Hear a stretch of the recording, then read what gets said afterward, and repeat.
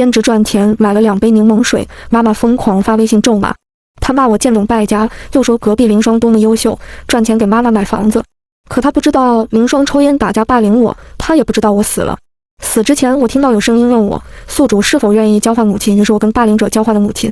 那场车祸好像就发生在刚刚，我还清晰地记得自己拿到了兼职的工资。回家的路上，我买了2杯柠檬水，1杯给妈妈，1杯给我。可是我拍给她看，迎来的却是劈头盖脸一顿骂。她的微信语音几乎是狂轰滥炸，都是50多秒。我一开始不小心点开，那如同泼妇骂街的巨大嗓门就从手机里传出来：李乖，我供你上大学，你就这么乱花钱，你怎么这么无耻？虚荣下贱的东西，人家林双已经赚大钱给他妈买房子了，你靠老子养着还乱花钱，你连人家林双的脚，我下的手机都差点没拿稳，赶紧按音亮键，可那声音就像催命符，怎么都关不掉。后来还是慌乱之中手机熄屏，那骂声这才消失了。我看到身边一起兼职的同学也被吓了一跳，他们以及周围的人群都驻足停留，用异样的眼神看着我。我的脸红成一片，眼泪在眼眶拼命地打转，没有人能理解那种尴尬到尘土里的绝望和悲哀。而从小到大被这样在外人面前扒光辱骂的场景经常上演，我想立刻逃离这个窒息的空间，在眼泪掉出来之前。可是刚冲出去几步，我就听到刺耳的鸣笛声，大货车开得飞速，已然近在咫尺。我整个人被撞飞，我好像看到司机慌乱的眼神，他额头上也是血，却冲下来查看我。周围有路人在尖叫，有人在打电话说叫救护车，也有人在拍照。我看到我的那个2手手机屏幕已经碎裂，上面还沾了我的血。屏幕亮了，有新的微信消息弹出来，有些模糊，看不太清。下一秒，语音电话打来，上面显示了2个字：妈妈。我感觉自己的骨头都要碎掉了，浑身疼痛，但我还是挣扎着将手移过去，手上滴答的在往下淌血。我努力地按下绿色的接听键，抱着所有的期待，想叫妈妈救我，张了张口，却发不出任何声音。手机里是她大发雷霆的声音：不回消息是什么意思？装什么死？你去给我把饮料退了，真是气死我了。李乖，我告诉你，你下个月的生活费减半，只有200块。真是白，我的眼泪不自觉从眼角滑下，已经听不见他后面的话了，但我猜那一定是骂我的话。闭眼的最后一刻，脑海中有一个声音问我，宿主是否愿意交换母亲？我毫不犹豫地说，我愿意。他又问我，你想跟谁交换呢？我想了想，说邻居家的女儿林双，妈妈最喜欢她，换她做女儿，妈妈会很高兴的。我希望下辈子她能高兴，我是真的希望她能高兴，可我做不到她心目中优秀的女儿，我只是一个冤孽。叮的一声响起，宿主心愿达成，交换系统为您保驾护航。睁眼醒来，我回到了7岁那年，刚上小学的时候。只是这一世我换了一个妈妈，她换了一个女儿。很神奇的是，我还是李乖，林双还是叫林双。我和林双都是单亲家庭长大的孩子，没有爸爸。我记得她的妈妈总是挽着头发，穿着整洁的连衣裙来接林双放学时，看到我也很眉眼弯弯地叫我：李乖，你妈妈没来接你吗？一起回家吧，我妈喜欢打麻将，没有功夫理我。用她的话来说，就是老娘一天辛苦上班为了养你，下班凭什么不能打麻将？你是残废了还是不认识回家的路？真是讨债鬼。可是林妈妈会接我，她每天都会准时在小学门口等1年级的我放学。尽管她并不漂亮优雅，但却气质温柔，在人群中很亮眼。她自然而然地接过我的书包，问我新入学的感受。我看到李双一个人背着书包在校门口左顾右盼，最后默默地垂下头走了。我原本以为妈妈会去接她的，毕竟她不是我这个讨债鬼。林妈妈笑盈盈地叫我宝贝，我一下子愣了神，惊异地发现她居然在叫我。我第一次听到有人这样叫我，上一世妈妈从来都只会吼着我的全名，或者叫我贱种，说我连林双的脚趾头都比不上。她说林双优秀的像仙女，而我像一头蠢猪，连仰头看天的资格都没有，因为我从小皮肤黄，长着很平凡的脸，放在人堆里压根找不着。不像林双，总是穿着白色的连衣裙，漂亮的脸蛋上扬着笑容，却穿着崭新的小皮鞋踩在我的脸上。她踩得很用力，脸上却笑得人畜无害。李乖，我的鞋子脏了，你可以帮我擦擦吗？她的校霸男朋友在一旁掐了一把她的腰，坏笑着叫她宝贝。她自然地拿走男生嘴里的烟，放在嘴边吸了一口，然后蹲下身子掀开我的校服，将烟头按在我的腰上。剧烈的灼烧感在我脑袋中炸开，我痛得整个人缩在一起颤抖。她却一脸单纯。他说，李乖同学，谢谢你啊，帮我熄灭烟头。可惜我告诉妈妈，她却漠然冷笑地对我说，李乖，你现在学会说谎了是吧？林双回年级第一，你看看你身上有哪一点比得上人家，尤其那张嘴像猪拱嘴一样。后来我再也没有告诉过他。从思绪中扯回来，林妈妈已经牵着我的手到了家门口，正好碰上我妈下班回来，我几乎是下意识地冲她喊了一声妈。我妈回头瞧我，一脸疑惑，看到是我和林妈妈后笑了笑，说这孩子怎么还喊错人了。林妈妈一笑，也与她友好的打招呼，而我妈却来摸了摸我的脑袋。她这个举动让我吓了一跳，几乎第一时间护住我的头，可又忽然想起来自己如今换了妈妈，于是缩回去躲在林妈妈背后。她微微一愣，打趣我怎么上小学了，变得胆小了。可是我很少看到她对我这样温和友善，甚至想来摸我的头。她抬手的那一瞬间，我习惯性以为她要打我。林妈妈将我搂在怀里，我们回了家。这个新的家有漂亮的卧室，是粉色的，床上还摆着一个小兔子娃娃，它居然还盖着被子。我愣住了，好像有这么一段记忆，是在上小学时，我听到林双去办公室给妈妈打电话，她焦急地说：妈妈，我的小熊忘记盖被子了，会冷的，你快帮我盖上。当时我没有听懂林双在说什么，现在我知道了，只是不知道为什么林双口中的小熊变成了兔子。但我很喜欢小兔子，以前小区里跑来一只，我每天放学都会去跟它玩。林双会拿石头丢向小兔子，看到兔子惊吓地跑，他就笑得格外开心。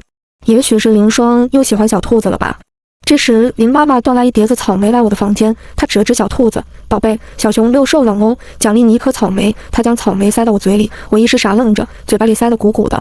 林妈妈捏了捏我的脸，眼里全是爱意和欢喜。她说：乖乖，你怎么这么可爱，没人夸过我可爱。可她的语气是那样自然高兴，我直接冲到了卫生间的镜子前，急切地想看看自己这辈子是不是变漂亮了。一定是我漂亮，所以妈妈也对我笑。林妈妈夸我可爱，可是镜子里的小孩踩着凳子，那张脸却依旧没变，小眼睛，他鼻子，黄色的皮肤，是最普通平凡的长相。林妈妈带我去超市，将我放在推车里，她向我比着3根手指说：宝贝，不可以超过3样东西哦。可是她推着我逛了3层超市，我都没有讨要任何东西，我怕贪心的孩子会被她厌弃，怕她说我不配。因为妈妈以前也会带我进超市，我怯生生地看着她的眼色，想伸手拿一盒糖果，她直接吼一声：李乖，你买这些垃圾干什么？拿我的钱打水漂吗？他将糖果直接丢到货架上，声音震耳欲聋。超市的叔叔阿姨都纷纷看向我们，我呆呆地站在那里，很想躲起来。后来老师在课上讲到自尊自爱，我知道当时的我自尊心掉了一地，转了一大圈，我什么都不想要，也什么都不敢要。可是林妈妈还是注意到我的眼神在糖果上多停留了一会。宝贝，你想要这个糖吗？彩色的，跟你一样漂亮呢。她似乎是不经意地拿了糖果放在购物筐，也不知道为什么，我忽然就好像看到了当年的小女孩，无措地站在货架前，揪着自己的衣角，感受着头顶的骂声以及周围人窃窃私语的议论。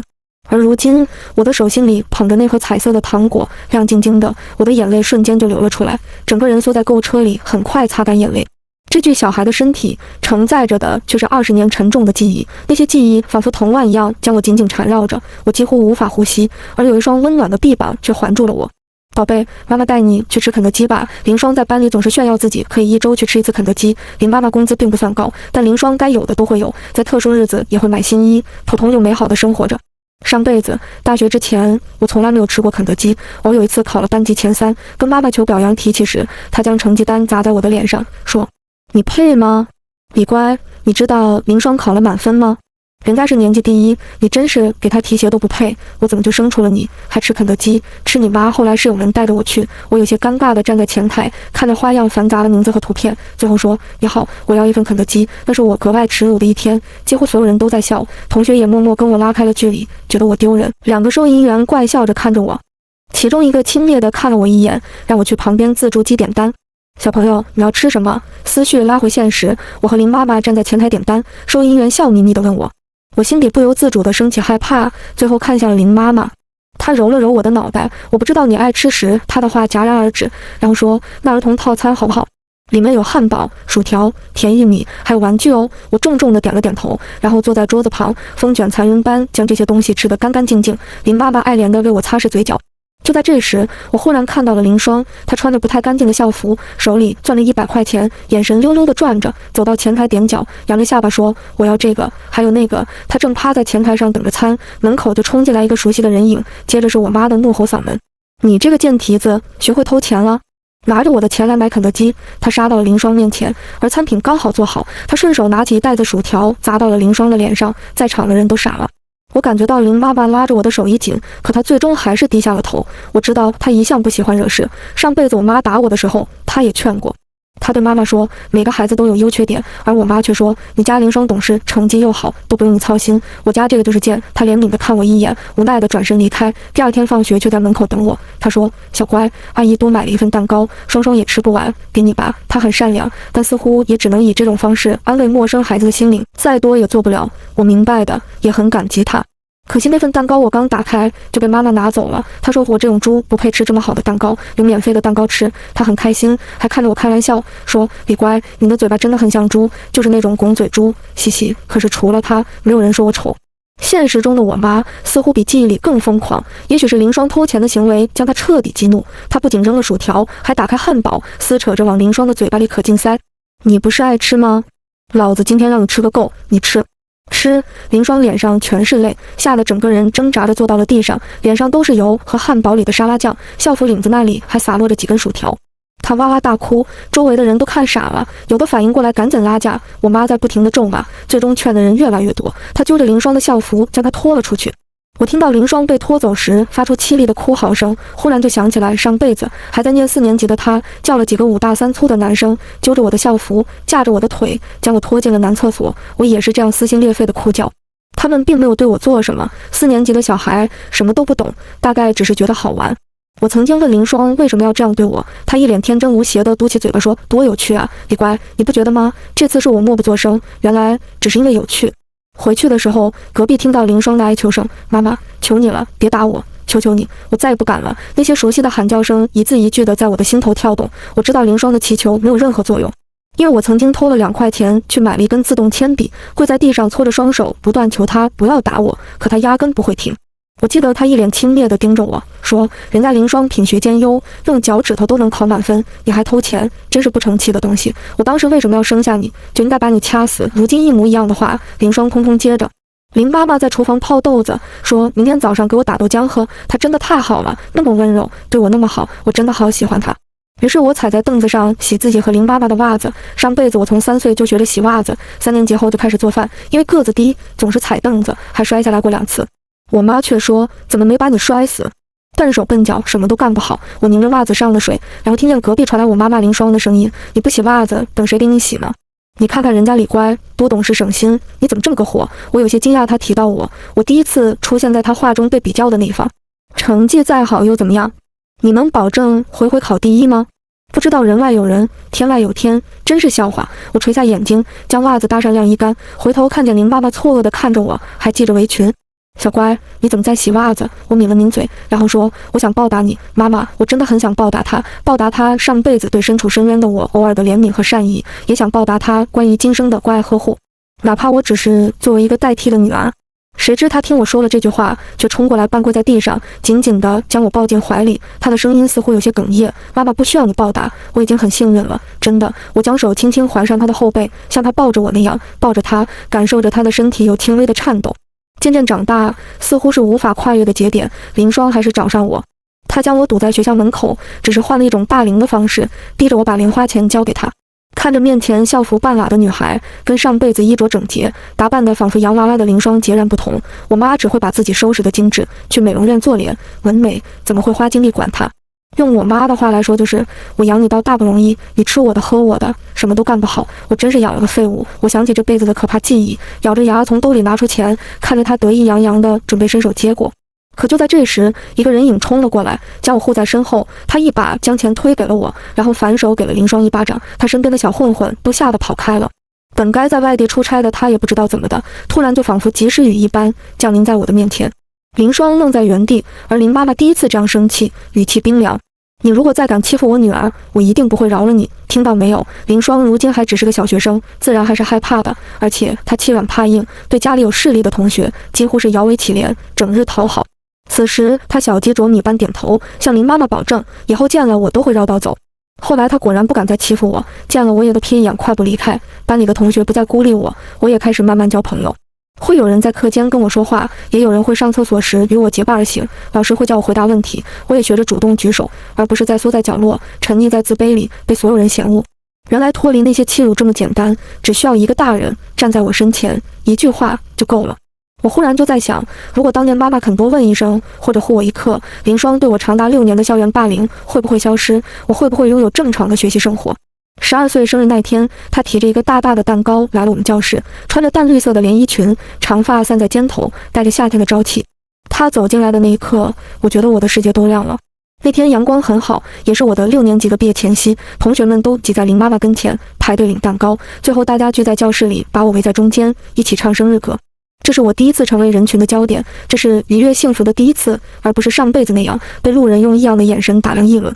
生日歌唱完后，有同学在我耳边用羡慕的语气说：“李乖，你妈妈对你可真好，你看她一直在那边看着你呢。”我睁开眼睛，看到林妈妈就站在人群外面，温柔地看着我，一时心头暖意阵阵，眼眶也有些湿润。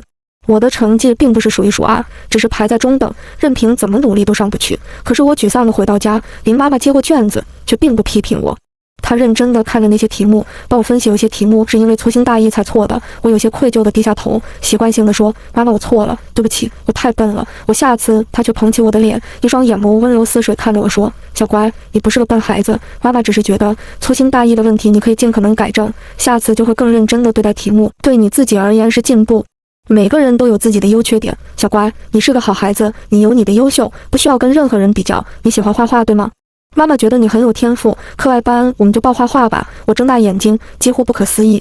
我是喜欢画画，可曾经将画好的花鸟图捧到妈妈面前时，她直接把画往我脸上一扔：“你不好好学习，画什么破画？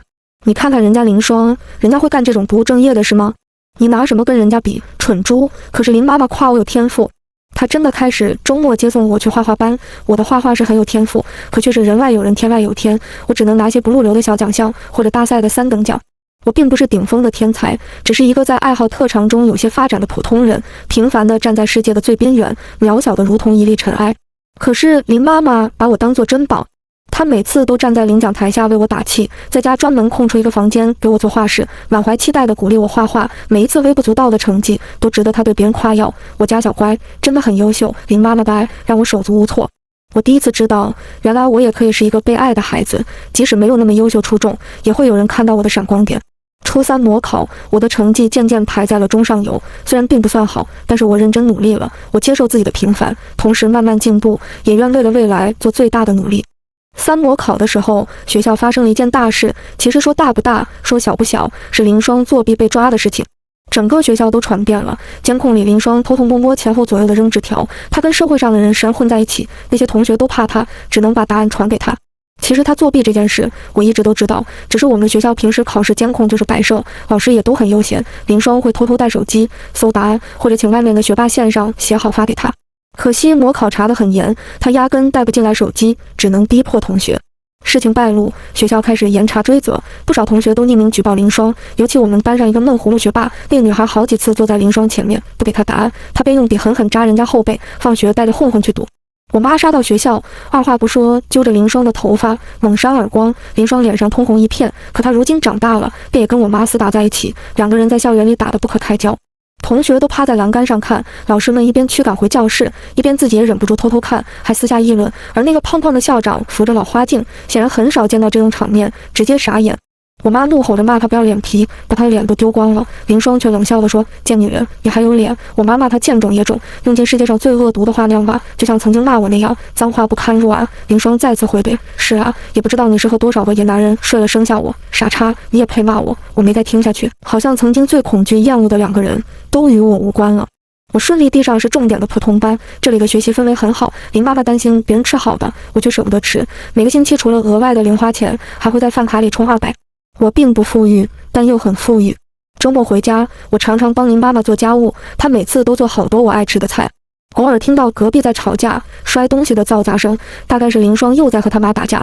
听说林双去了市里最差的高中，整天逃课打架，跟混混老大谈恋爱。某次在校园里一边抽烟，一边坐在混混男友腿上被掀开衣服摸，他妈就突然出现，扯着他的头发骂：“我怎么就生了你这么个玩意？你看看隔壁李乖已经上市重点了，你看看你现在什么样子，胖头发，化妆，还在学校做出这么下流无耻的事。”林双也脏话连篇的骂回去。那混混头被打断了兴致，直接啐了一口，叼着烟挑眉：“宝贝，这个大婶是你妈，后来不知道发生了什么，他妈是被抬到医院的。那混混是在社会上混的，压根不怕坐牢。他跟林双一起进了公安局，因为未成年蹲了几个月就出来了。初中要好的同学与我在外面喝奶茶时，绘声绘色跟我描述：你肯定不知道，林双还怀孕了。可是我知道的，上辈子听说也是这样。我还知道她去某个老总当小三，所以穿金戴银，买了房子。只知道她过得很好。那个人常常念叨，将我与林双比较，一个捧到天上，一个踩入尘土。这年我18岁，高中举行毕业礼，大家穿着汉服，身边是家长。我俯下身体，妈妈将簪子轻轻插入我的发间，然后是行礼跪拜的环节。我将如裙摆正，端端跪在妈妈面前，朝她重重磕头。其他人都只磕了1下，而我却磕了3下。第1下，我想谢谢她上辈子给予我的温情；第2下，我想谢谢她这辈子给予我的爱；第3下，我想谢谢神明，让她变成我的妈妈，让我成为她的女儿。起身时，我看到妈妈的眼睛红红的，一滴泪悄然滑落，我为她擦掉，像她曾经为我擦拭眼泪那样。不知道为什么，他泣不成声。模糊中，我听到他哽咽地说了一句：“谢谢你。”后来我上了一所本科院校，学的却不是美术，而是新闻。妈妈笑着问我：“怎么不继续你喜欢的画画了？”我说：“画画好像我童年的梦，真正步入社会，我想做更多有意义的事。”妈妈支持地对我竖起拇指。家教兼职拿到工资的第1天，我买了一束玫瑰花。路过奶茶店的时候，我想了想，还是给妈妈带了一杯奶茶。拍照时，我的手顿了顿，最后还是熄灭了屏幕。可就在这时，屏幕忽然亮起来，弹出一条妈妈的消息。她说：“我猜你给我带了奶茶，对不对，小乖？”我鼻子有些酸楚，然后发自内心的笑，手机对准奶茶，咔嚓一声。她立刻回应：“快回来，我用红烧肉跟你换奶茶。”她又发了一张照片过来，粉嫩的房间里，床上赫然是那只盖着被子的毛绒兔。小乖，我又给她盖被子哦。一旁的同学凑过来，看到后羡慕地咂了咂舌：“你妈妈好可爱。”我抿嘴笑。是啊，上天给我了一次不完美小孩被爱的机会，给了我世界上最好的妈妈。番外，我死在林双18岁生日那天。其实我一直都知道他做的事，在我无数次发现包里的钱丢了的时候，我亲眼看到他的手伸进我的钱包。我有记账的习惯，所以算起来，他第一次拿了5块，后来是20、50、100，到后来他长大了，甚至是成千上万。可我自认为有好好的教育他，他想要的一切我都竭尽所能的给他。在我对他这种偷盗行为进行批评时，他却大声冲我嘶吼：“你能给我一个爸爸吗？”我无言以为。我跟他的爸爸很早就离婚了，那个人酗酒，在我怀着林双的时候，他被抓进了派出所，因为不正当性交易。我当时天旋地转，孩子差点没能保住。